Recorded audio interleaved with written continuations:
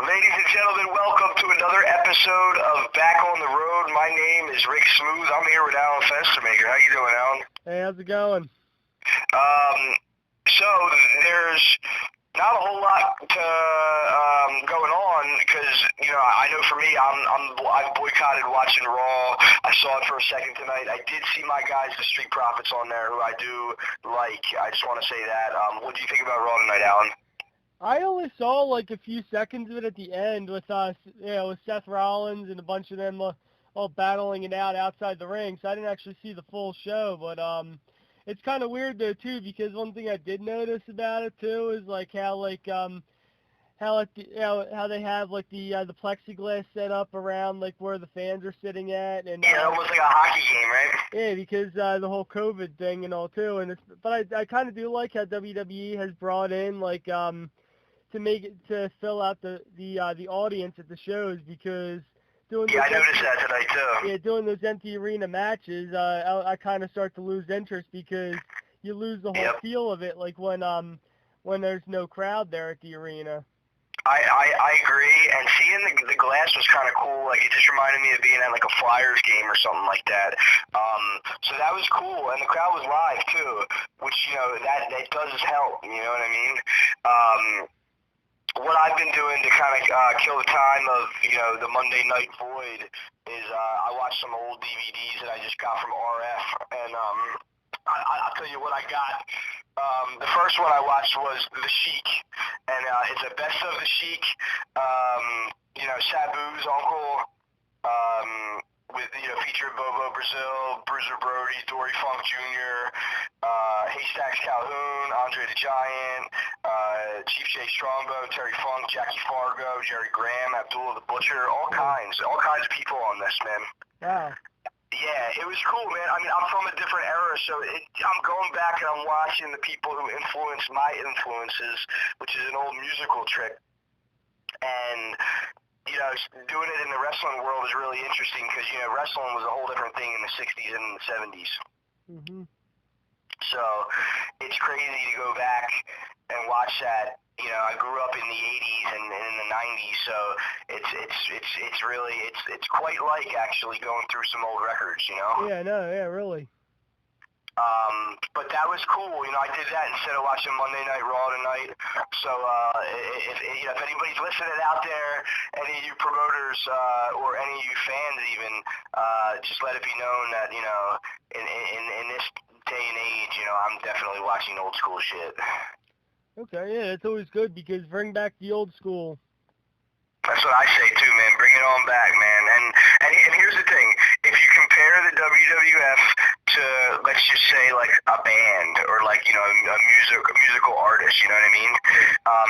Some bands will have one really great record and then a bunch of okay records, or some bands just keep pumping out records. They go for the quantity over quality. Some bands will only make one good song or one good record, you know what I mean? Yeah. But WWF had their big moment in the 80s, with Hulk and Andre, and even elongated into the Ultimate Warrior run, and then it came back for them as like an encore. It's like I said this before, but like if they're like the Red Hot Chili Peppers, the Hulk Andre era was like the Blood Sugar Sex Magic, and then like the Attitude era, the second coming of that, the encore of that, would have been like the Stadium Arcadium version, era of the Red Hot Chili Peppers, which is like they really caught fire again, and they did it because they did it before, and they did it again better. You know what I mean? Yeah. That only happens with certain kinds of people, with certain kinds of special artists. So the fact that they're already this far along, I can't ever take that away from the WWF or WWE. The invasion angle fell short, and then I would say that the early 2000s for them was hit or miss, I would say. And then by the 2010s, it was real fucking boring, and it's been real boring. And the Bischoff-Heyman resurgence was very lackluster, I would say, because we got back into doing all this stuff right when they brought back, or a little bit before they brought back Heyman and Bischoff.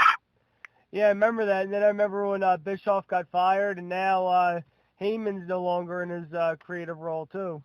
Heyman's been demoted, Bruce Pritchard's been promoted, and what a strange world it is, you know what I mean? Yeah. Mm-hmm. That's what I would say about that. I mean, shit. Paulie, if you're out there, you can hear us, come back to Philly, man. We'd love to have you, man. Yeah, because that would be dope if Paulie were to come back and do something else like ECW. Yeah, maybe something new, maybe something fresh. I don't know. I mean, see, the thing is when I go on them ECW fan pages on Facebook, I realize that ECW is still more relevant and where it's at now than anything else going on in pro wrestling today. Yeah, because the ECW wasn't just a wrestling promotion. ECW had a cult following. It was a revolution. It was a revolution inside of pro wrestling. That's how I would describe it. And just imagine, if ECW were to come back today. Yeah, well, hey, if it was to come back today, that might, you know what, dude? That might actually be what the world needs right now to kind of shake us all out of this whole smartphone, pussy-ass era that we've been in for too long. Yeah. Maybe that's what it would take, man, is ECW coming back. Maybe that would change. Because if you really think about it, dude, Alan, we've come into this wrestling stuff at a very interesting time, and we see that there's a lot of people that are involved in this stuff that makes the wheels turn in this thing. And it's pretty amazing. We love the business. But the thing is the way that it's being repped on television right now, I mean, I'm kind of throwing AEW under the bus a little bit with the WWE thing, as in, I'm just happy that AEW is doing something. It gives me something to look forward to every week, even if it's hit or miss. But we know, because we've now seen it firsthand in the area, that pro wrestling is alive and well in this area.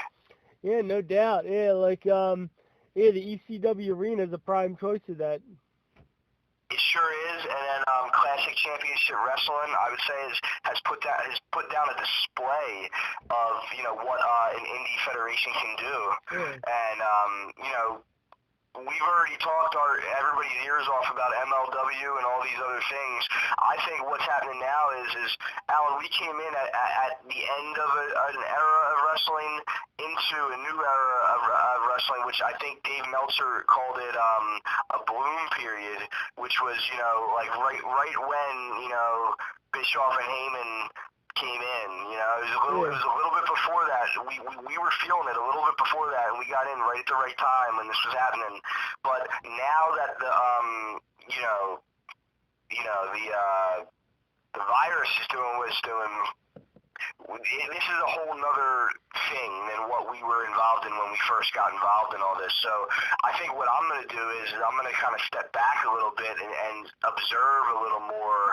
So I'm going to probably be doing less podcasts and things like that. I might do some of these unsung hero episodes and some of the legends episodes and things like that. But there's not really a whole lot for me to talk about right now, because I think the whole industry has kind of been hit. You know what I mean?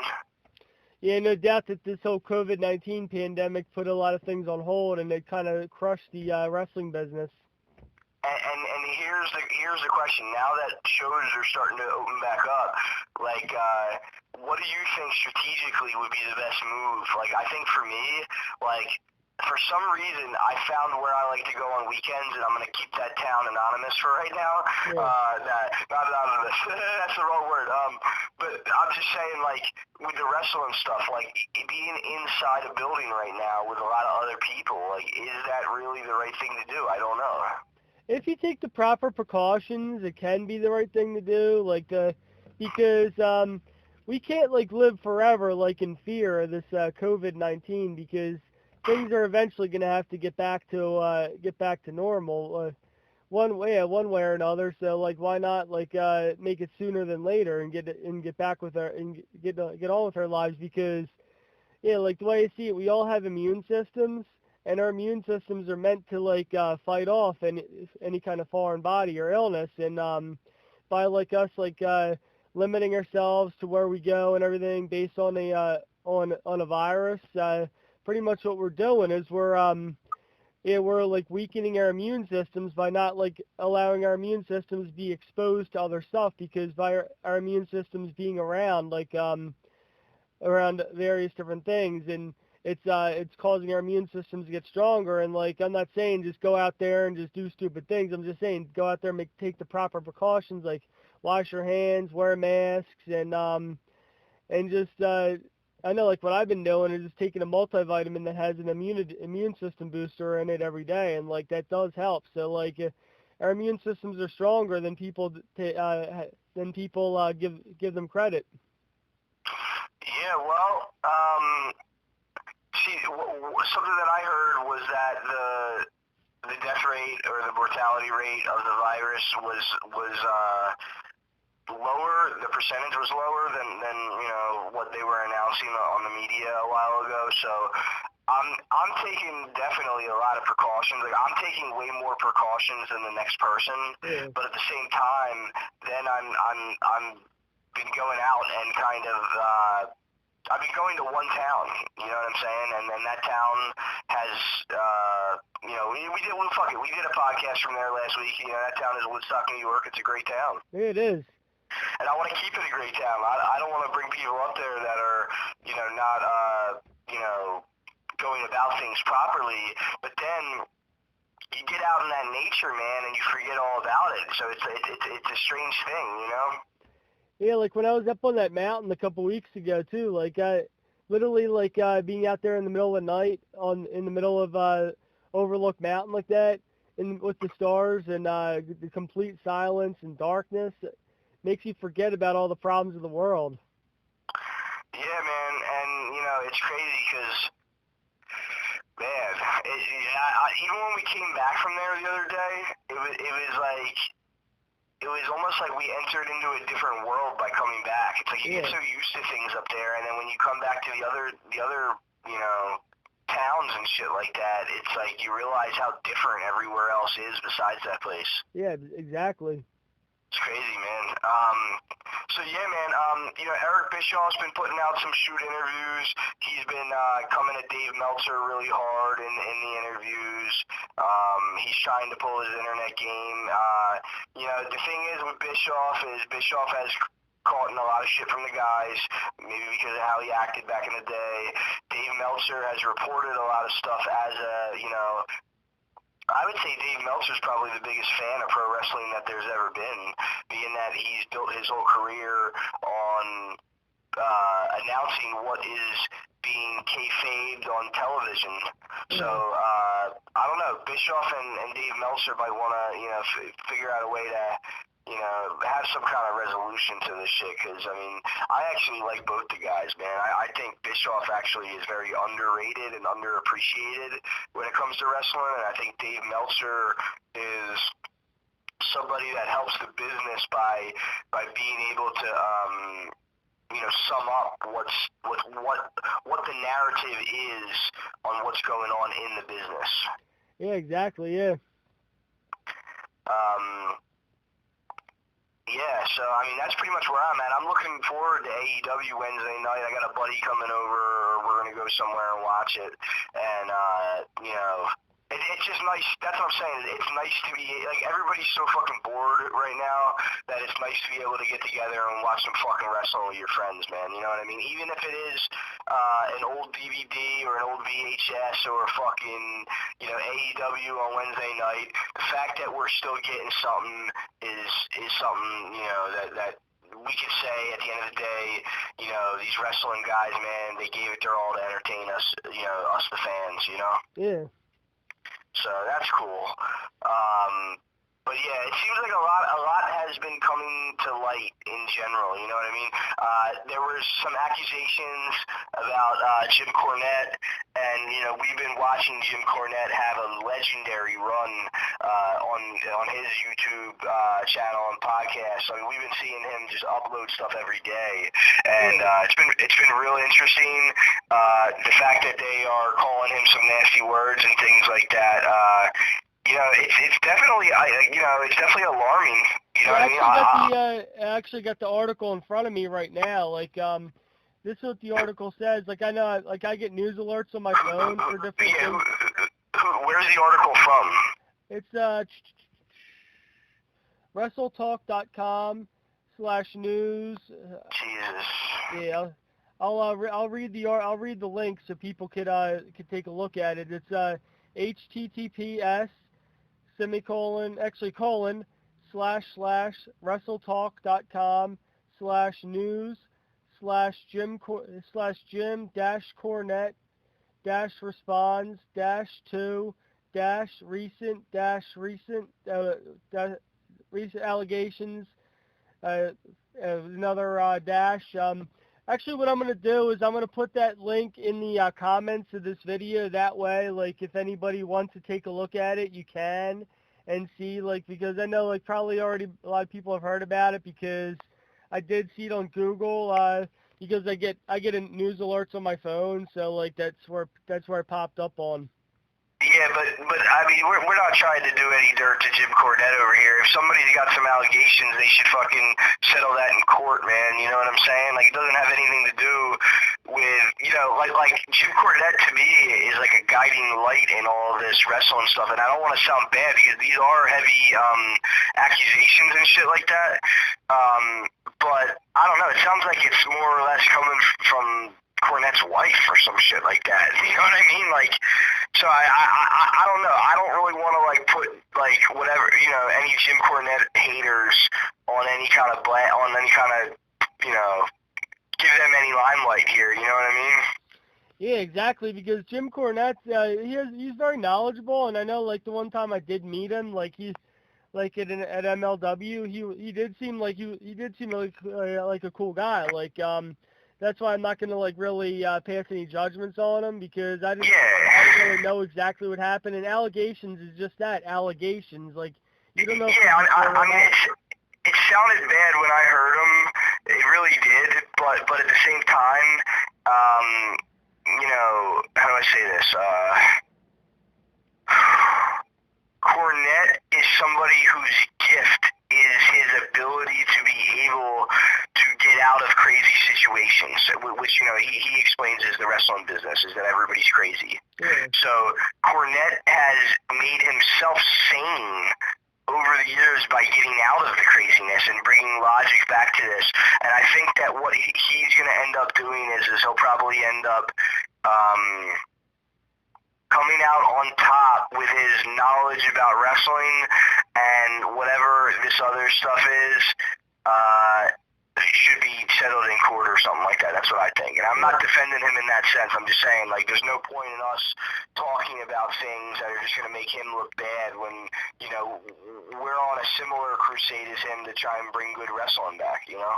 Yeah, exactly. And if anything, it's probably someone that's pissed off at him because he rubbed them the wrong way with doing his podcast. But the way I see it, he's doing it by he's strategically doing this to make the wrestling business better too, like by tearing it apart just to build it back up. Yeah, well, he's great at that. I think that if there's anything I'll say about Jim Cornette, and this has nothing to do with the accusations, and in fact, this is no disrespect to any of the people who are making the allegations, but, you know, we're not the right people to talk to about that, and this is not defending Jim, because I don't know what happened, but it's just none of our business, and we do care, but we are going to do what we have to do, which is we're going to continue to talk about pro wrestling here. So, yeah, so the thing is with Jim is he's a threat, because Jim Cornette is probably the biggest pro wrestling fan on the planet right now. Yeah, and that's why he wants to make it better. And that's why he's able to completely shit on the modern product, is because Jim Cornette knows good wrestling. Mhm. And let's be honest, man. Wrestling's a weird thing. When it's great, it's great. But when it's shitty, man. There's not a whole lot of in-betweens. Yeah. So, the last thing I want to do is fucking be somebody out there who say, oh, wrestling sucks, wrestling sucks. This has just been the option that is me telling the truth. You know what I mean? Mm-hmm. Yeah, and I try and do that with every aspect of my life. I try to tell the truth, and it might not always be pretty. But, with all the stuff that's going on with wrestling in general, I can tell you this, man. If they want to do anything with wrestling, they're going to have to start listening to Jim Cornette with what, is going on. We've been following him, man, and he's been on a fucking crazy run for a long time. It's like it's crazy because every now and then you'll see him taking a breather, and when he does that, he then comes back harder, and it's a weird thing, man. Do you know if he's living near any mountains or anything like that? Because it seems like he catches some kind of surge. Not that I'm aware of, no. Like, I know, his old promotion that he was part of is Smoky Mountain Wrestling, so that Smoky Mountain? It might, Smoky Mountain may have, like like you mentioned mountain, and I know, like, myself, from being up on the mountain, you get a surge in energy from the mountain. No doubt, man. And I wonder, because I forget where he's at, if he's in Knoxville right now or not. But I don't know, man. It's just one of them things, man. I notice it because of the work we do, Yeah, exactly. All right. Well, I think that concludes this episode of Back on the Road. Like I said, I'm not trying to get caught up in any of Jim Cornette's shit, but at the same time, Jim Cornette has been a gigantic help for us here at the Pro Wrestling Archives, and we're very thankful for Jim and all of his hard work, and we're not going to let anybody run anybody else out of business, and at the same time, these accusations are very serious, and we want to take them serious, and at the same time not give it too much of the limelight. So much love, y'all. All right, this is Rick motherfucking Smooth on the motherfucking Pro Wrestling Archives with Alan Fenstermaker, the motherfucking Double and Destroyer, saying peace. Good night.